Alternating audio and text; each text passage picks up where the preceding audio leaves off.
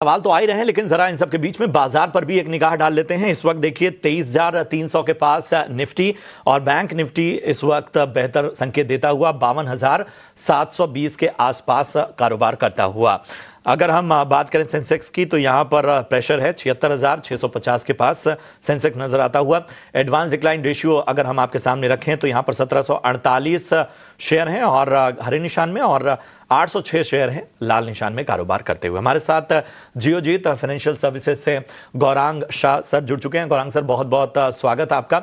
और जाहिर सी बात है मार्केट में थोड़ी बहुत मुनाफा वसूली हमें देखने को मिल रही है। इन सब के बीच में हमारे साथ हमारे पहले कॉलर जुड़ चुके हैं, जितेंद्र पांडे हमारे साथ जुड़े हुए हैं। जितेंद्र जी, कहां से बात कर रहे हैं आप?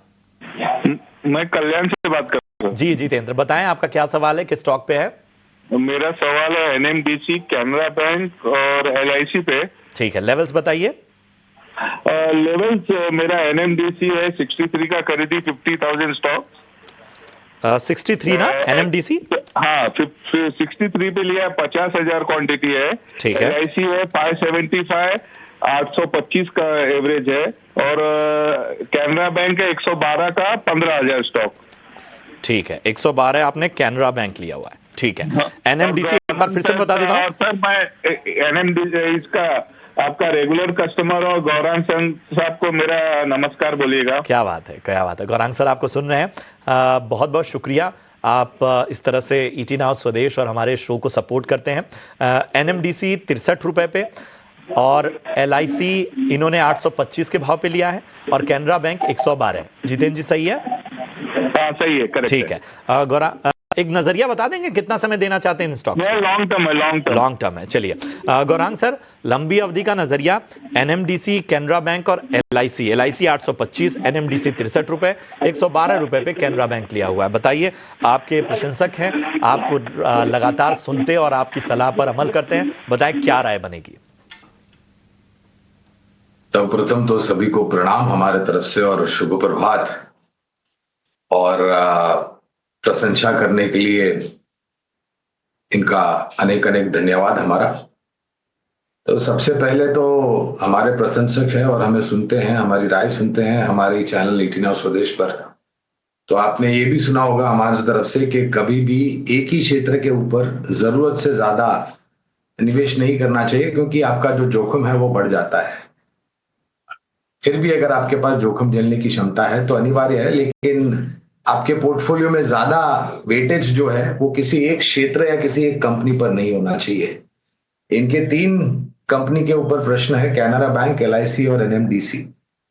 तो पहले तो डिस्क्लोजर देना अनिवार्य होगा। तीनों ही पर लंबी अवधि के लिए हमारी खरीदारी की राय है और हम ये मानते हैं कि परिवर्तन धीरे धीरे करके आएगा, क्योंकि जो परिस्थिति में हम जी रहे हैं वहां से उभरने के लिए थोड़ा समय लगेगा। लेकिन 2 अप्रैल के पश्चात जो हमने खोया था वो हम फिर कमा चुके हैं। बाजार में रिकवरी जो हम देख रहे हैं उसके आधार पर। एनएमडीसी धातु क्षेत्र से जुड़ी कंपनी है श्रीमान, तो आपका नजरिया कम से कम 2-2.5 साल का होना चाहिए, क्योंकि जिस प्रकार से खबरें आ रही हैं और चाइना से डंपिंग की बातें चल रही हैं, अगर टैरिफ आने वाले समय में और भी गहरा होता गया और परिस्थिति और भी खराब हुई खबरों के आधार पर। एलआईसी जीवन बीमा से जुड़ी हुई दिग्गज कंपनी, नतीजों में बेहतर सुधार होने का अनुमान है जिस प्रकार से नए प्रीमियम कलेक्शन होंगे और ज्यादा से ज्यादा लोग जीवन बीमा कराते जाएंगे और ज्यादा सम एश्योर्ड करेंगे, तो रन रेट प्रीमियम की ऊपर जाएगी। कैनरा बैंक सरकारी कंपनी बैंक और तिमाही नतीजों को लेकर के हमारे मानना है कि सिर्फ चौथी तिमाही में ही नहीं, लेकिन आने वाले कई तिमाहियों तक वित्तीय क्षेत्र बेहतर रुझान लेकर के आएगा। तो आप तीनों में बने रहें, लेकिन जैसे हमने कहा आपको कि जरूरत से ज्यादा एक्सपोजर मत लीजिए किसी एक क्षेत्र या किसी एक स्टॉक में, जिससे आपके पोर्टफोलियो का जोखिम बढ़ जाएगा। लेकिन तीनों पर बुनियादी तर्क के आधार पर हमारी खरीदारी की राय है। पर खरीदारी की राय तमाम काउंटर्स पर गौरांग देते हुए झटपट एक और सवाल ले लेते हैं। राहुल हमारे साथ फोन लाइन पे जुड़े हुए हैं। नमस्कार राहुल, कहाँ से बोल रहे हैं आप? हाँ जी, कोलकाता से बोल रहा हूँ। ओके सर, बताइए। विश्वास नहीं हो रहा है जो आप लोगों से बात हो रहे हैं। क्या आप कौन से किस स्टॉक में खरीदारी कर रखी है सर आपने? L&T फाइनेंस खरीदे 2018 में 178 रुपये 50 पैसे में। 8,000 क्वांटिटी है, तब से होल्ड कर रहा हूँ। डिविडेंड मिलते रहे और उसी से कम फिर से बाय करता रहा हूँ। अच्छा, तो मैं लॉन्ग टर्म का प्रोस्पेक्ट है कई 10 साल 20 साल के लिए। हाँ, तो हाँ। क्या ये 2,000-3,000 जाएगा बजाज फाइनेंस की तरह? हाँ हाँ, चलिए बिल्कुल आपको सलाह देंगे। और धन्यवाद सर, आपने अपना सवाल हमें भेजा और आपसे बात हो रही है। आप जैसे दर्शकों और आपकी प्रशंसा की बदौलत ही हम हैं और हम कोशिश करते रहते हैं कि आपको आपके काम की सलाह दिलवाएं हमारे एक्सपर्ट से।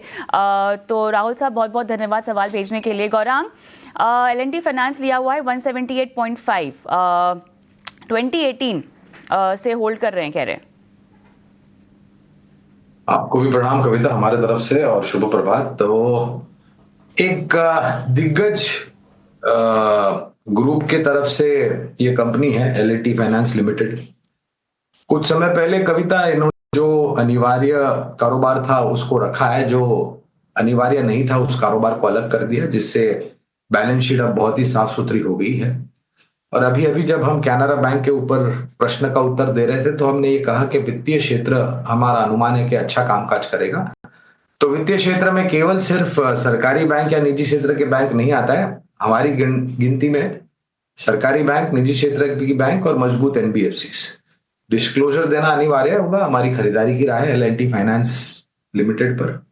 खाली एक ही है कि इनको भी यही राय दूंगा जो मैंने पहले दर्शक मित्रों को दी कि जरूरत से ज्यादा खरीदारी किसी भी शेयर या क्षेत्र में नहीं करनी चाहिए, जिससे आपका जोखिम बढ़ जाता है।